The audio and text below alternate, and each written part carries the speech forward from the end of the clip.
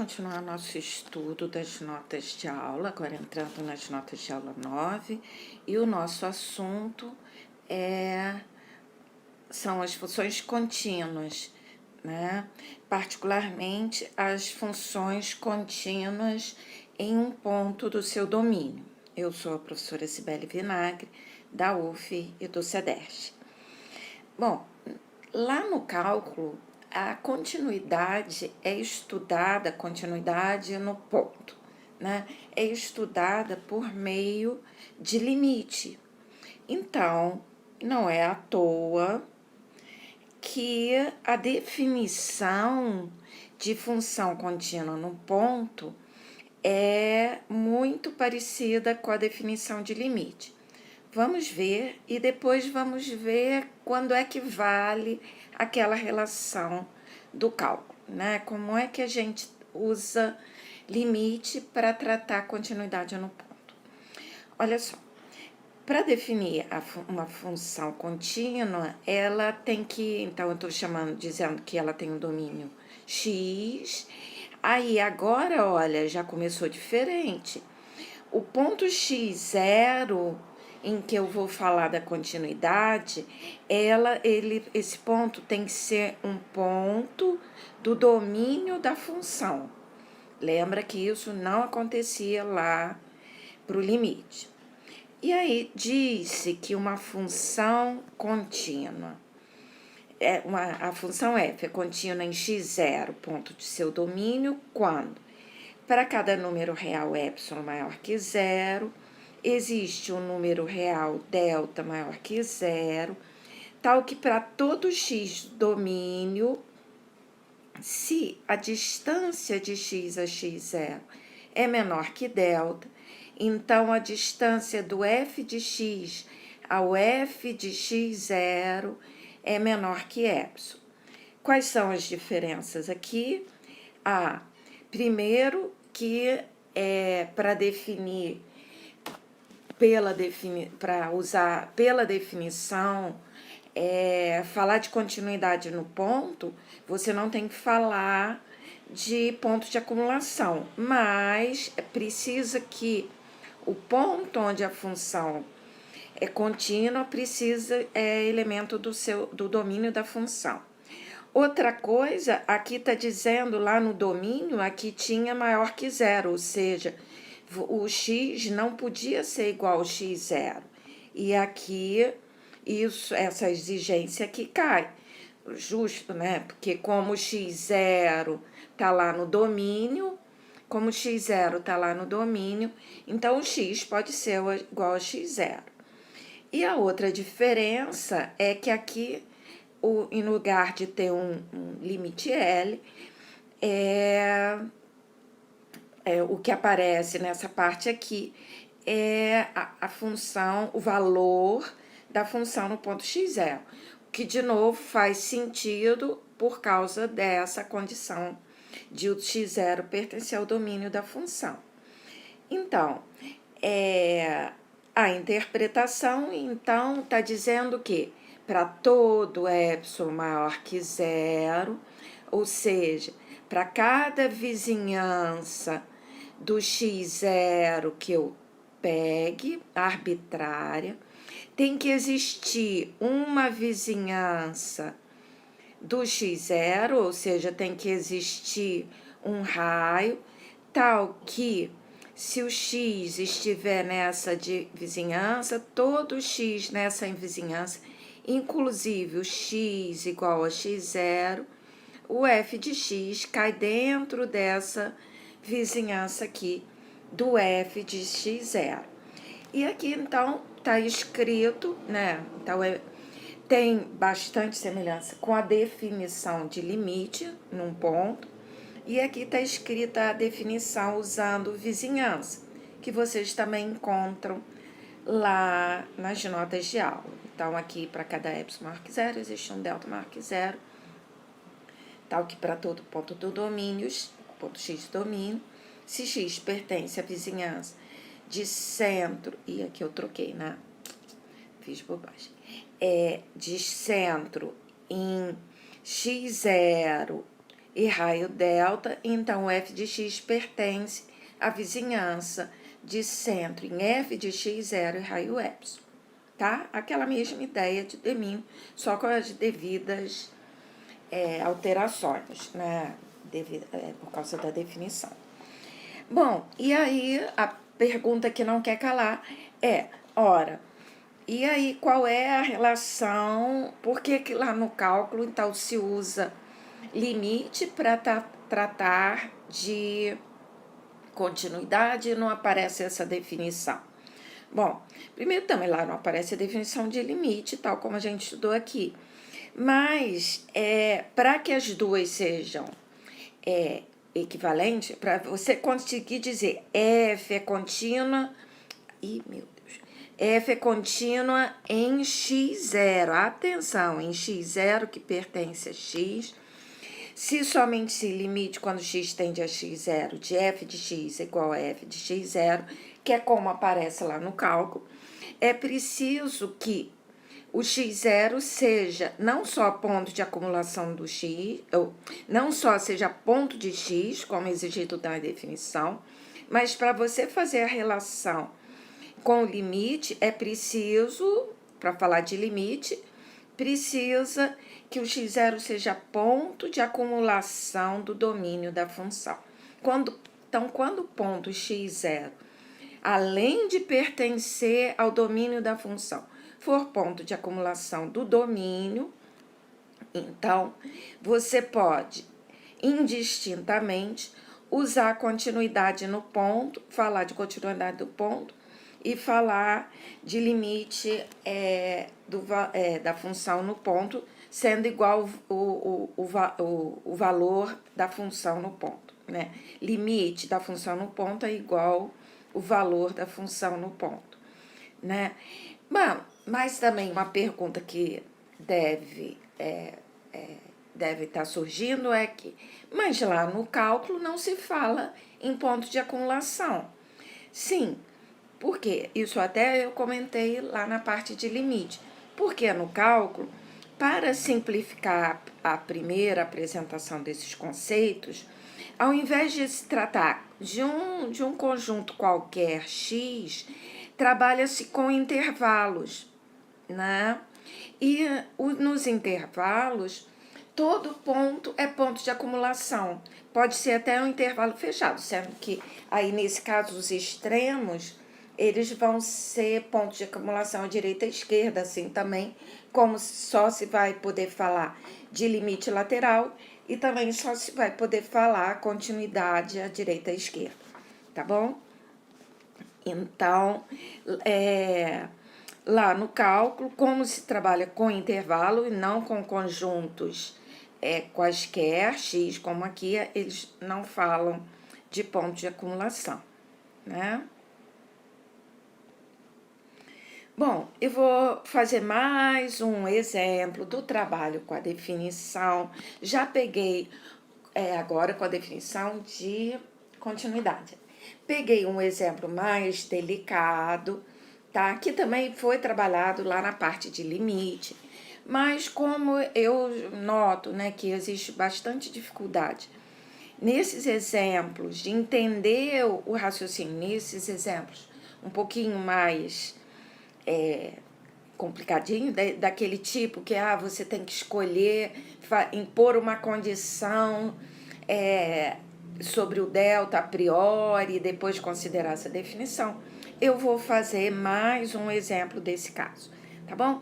Então, e aí é sempre um treino de trabalho com a linguagem matemática, a leitura e o trabalho com essa, e a redação de raciocínios usando, né, todas as ferramentas que a gente aprende da linguagem matemática, tá bom? Então, aqui eu estou pedindo para mostrar pela definição que a função f definida em R sem o ponto 3 e com valores em R, né? E cujo a expressão f de x é 1 sobre x menos 3, é contínua no ponto x0 igual a 1, né? Bom,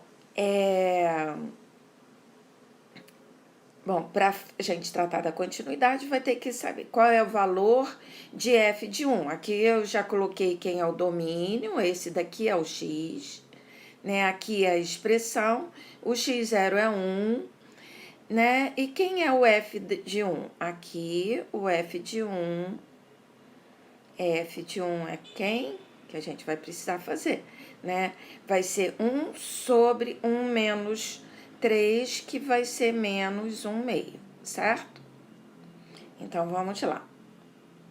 O que eu tenho que mostrar? Que a f é contínua em x0 igual a 1. Então, vai ter que necessário mostrar que para cada pela definição, foi o que eu pedi.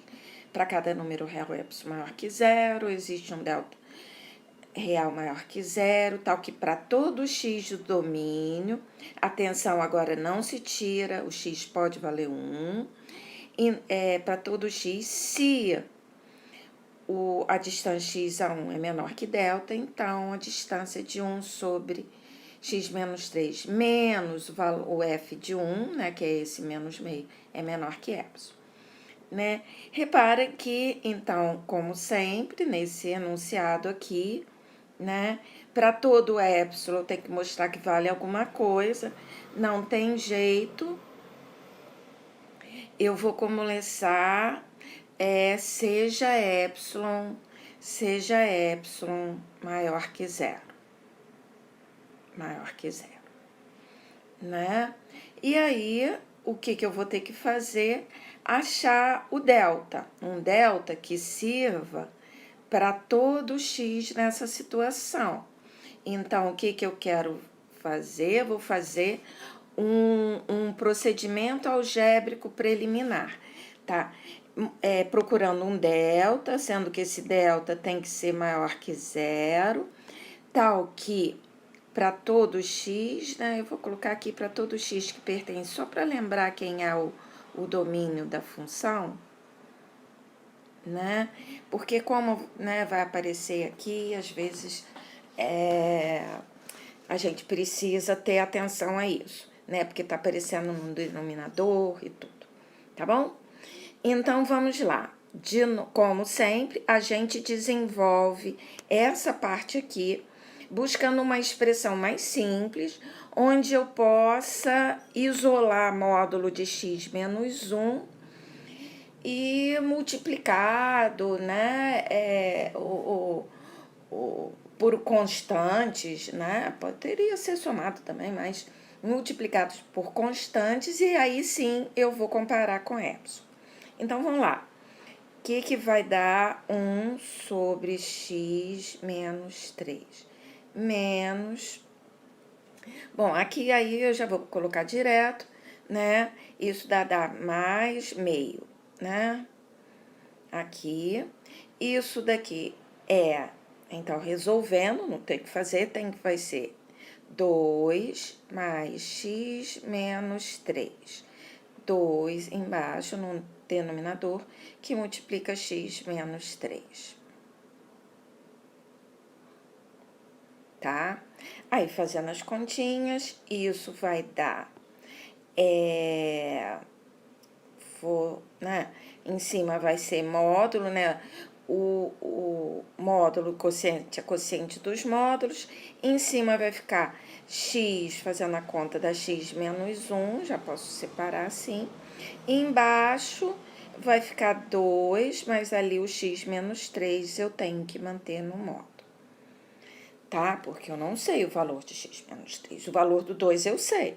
Módulo do produto é produto dos módulos. Módulo de 2 vezes x menos 3 é 2, que é o módulo de 2 vezes x menos 3. Tá bom?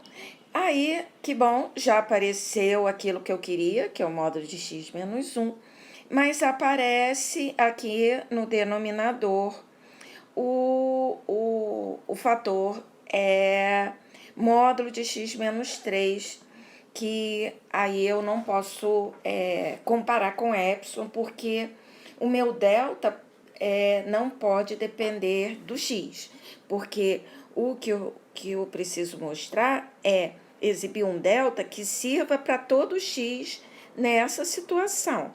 Então, eu não posso supor que o X depende de alguém que depende dele mesmo, né? Se o delta vale para todo X, né?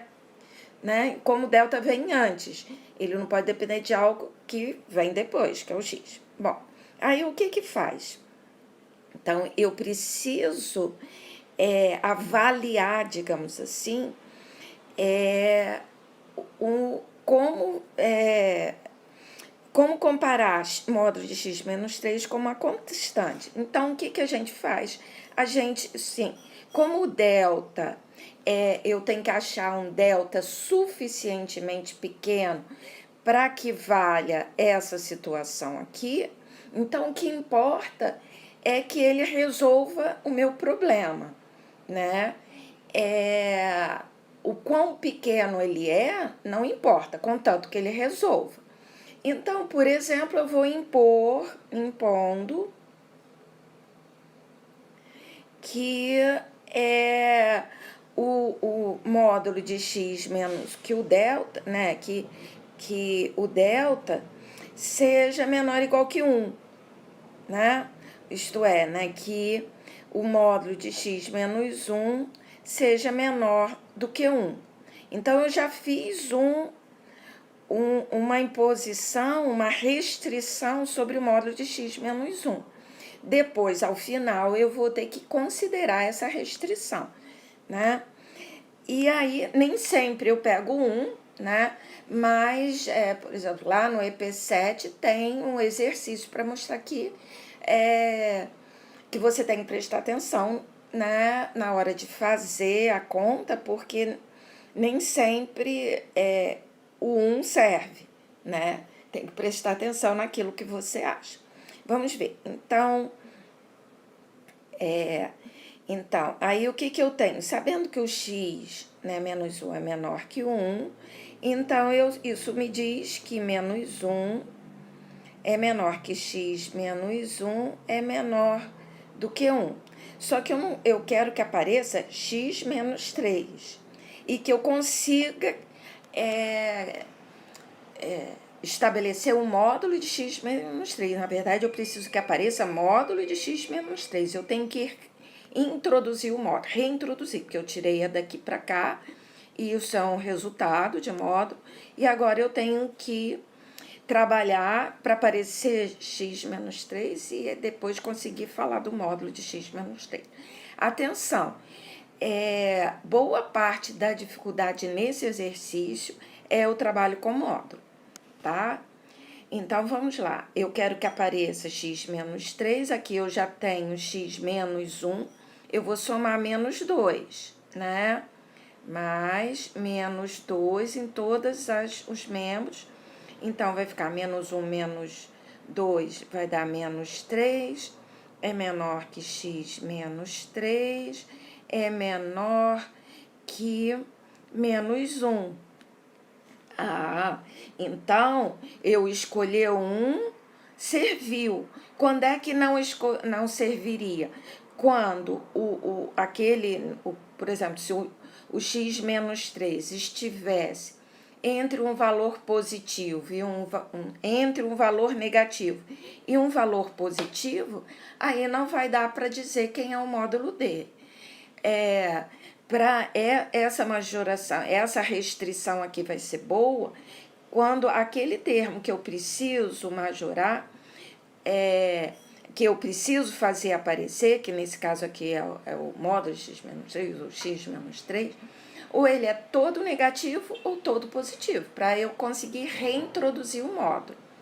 Né? Se aparecesse aqui que o x menos 3 estava entre menos 3 e 1, ou 2, alguma coisa positiva, eu não ia poder falar do módulo dele, né? Eu consigo dizer que é um módulo de um número quando ele é positivo e quando ele é negativo.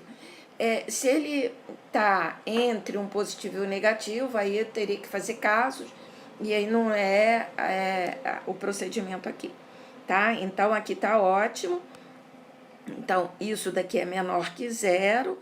Então, olha só, lembra que quando um número y é menor que zero, então como é que é o módulo de y? É menos y.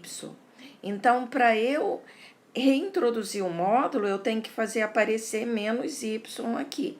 Então, eu vou multiplicar tudo, né? Tirar esse, multiplicar tudo por menos 1. Multiplicar por menos 1, tá? Então, vai ficar 0 é menor do que 1, é menor que menos, não é isso? É isso, né? Porque aí vai trocar tudo de posição, né? Ou você troca o sinal, coloca esse sinal de desigualdade, é que eu prefiro escrever do menor para o maior. Então, vai ficar 1 menor que x menos 3 é menor do que 3. Podia escrever que 3 é maior do que menos 3, né? Aí sim, mas aí, né, como o x menos 3 é menor que zero, então o módulo de x menos 3 é igual a menos x menos 3, né? Aí, vou seguindo, eu vou ter que 1, aí eu posso escrever menor que módulo de x menos 3. Aí sim, essa passagem é delicada, mas é propriedade de módulo. Não pode fazer aleatoriamente, não pode. Isso aqui não é conta de multiplicar ou de dividir, que é um algoritmo. Não, tem que fazer pensando, né? Por isso que eu disse que você guarda os procedimentos, assim, a sequência, sim, mas tem que fazer pensando, né? Ah, sim, aí eu tenho. Aí, voltando lá para o que eu tinha aparecido lá, voltando, né? Módulo de 1 sobre x menos 3 mais 1 meio. Isso daqui tinha dado x menos 1, 2 módulo de x menos 3. Aí sim. Ah, desculpa. Antes da gente fazer isso, porque ali eu não quero módulo de x menos 3. Eu quero 1 sobre módulo de x menos 3, né? Que ele vai aparecer no denominador. Mas aí, como o x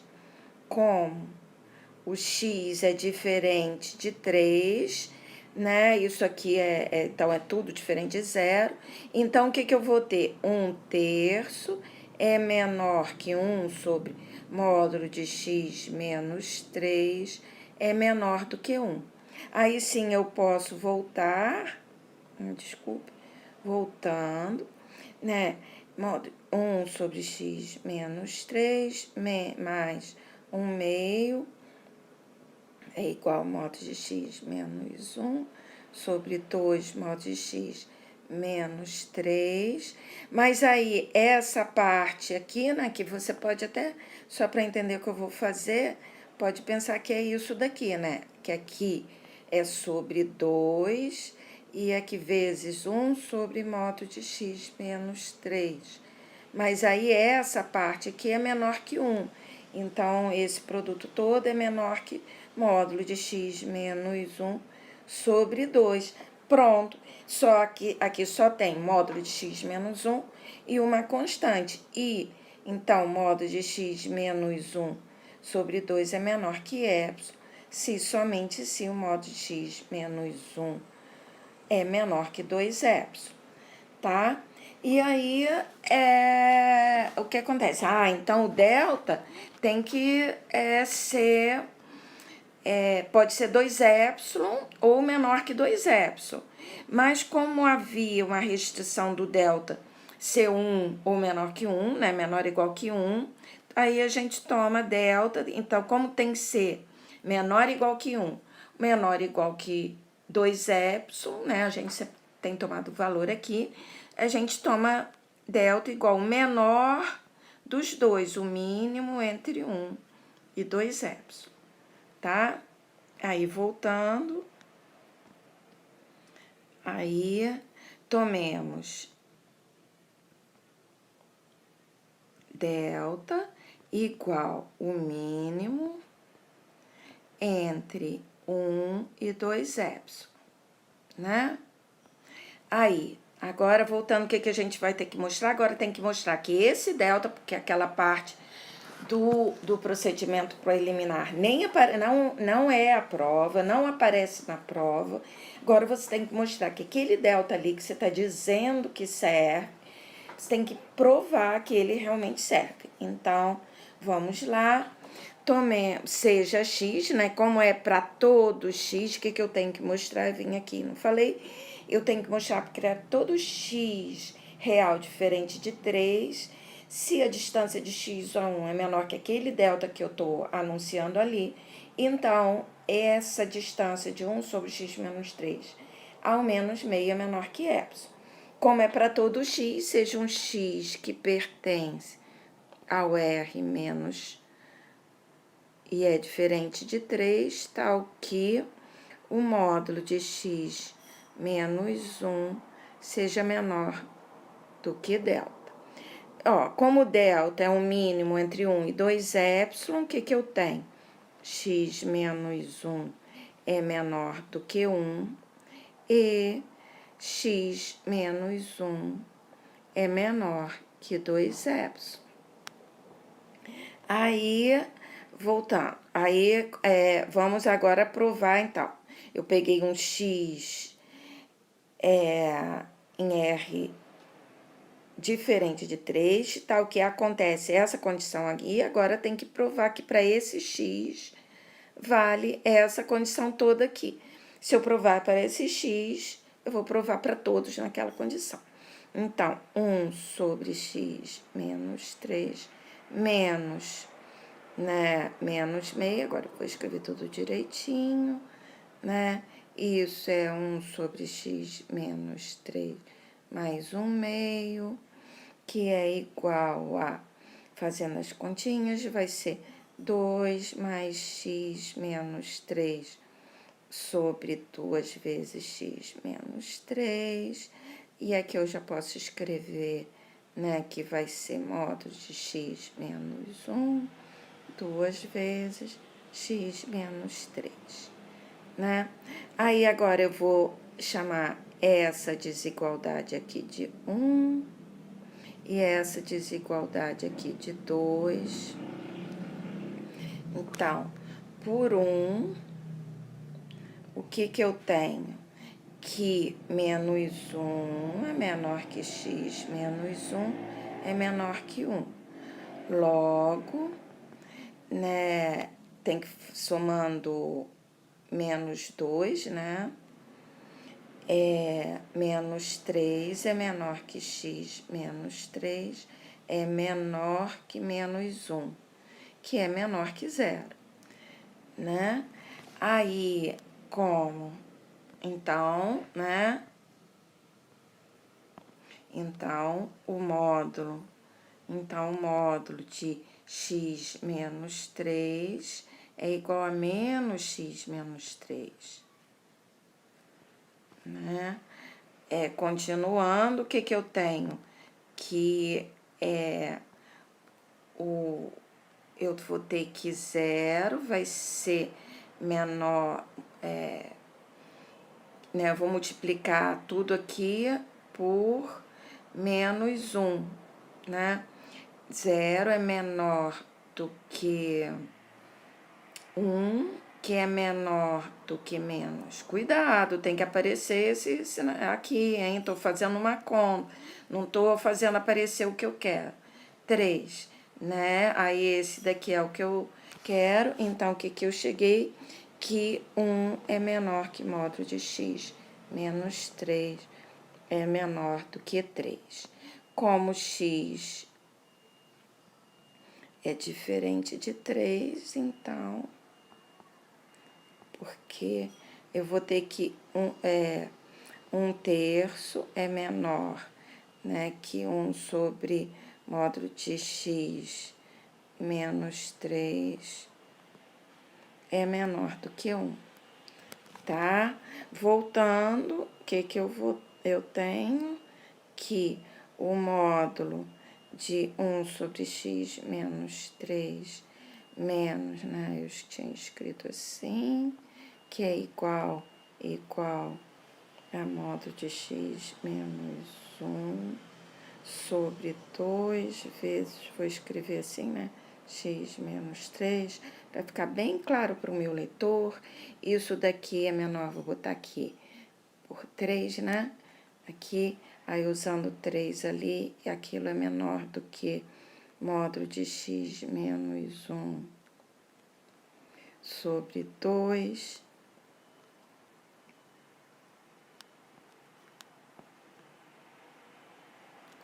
que é menor, mas lembra que o x menos 1 também é menor que 2ε, aí usando 2 aqui, isso é 2ε sobre 2, lembra disso, ó, daqui, ó, eu tô usando essa parte aqui, né? Isso daqui é igual a ε. Aí, o que eu provei?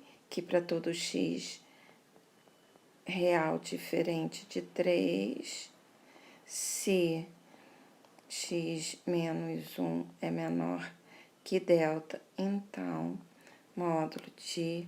Aí, eu vou escrever assim, né? Bom, tudo bem. F de x... Não, 1 sobre x menos 3 menos meio é menor que ε, né? Como eu fiz para aquele x, satisfazendo essas condições, aí eu posso afirmar para todos. E aí, então, eu tenho enunciado completo para todo. O epsilon era arbitrário, né? Eu fixei um epsilon lá, para aquele epsilon eu arranjei um delta, né?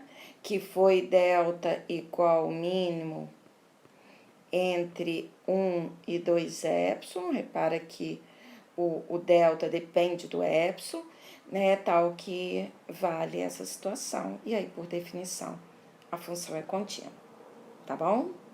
Tá, muito obrigada, espero que tenha ajudado.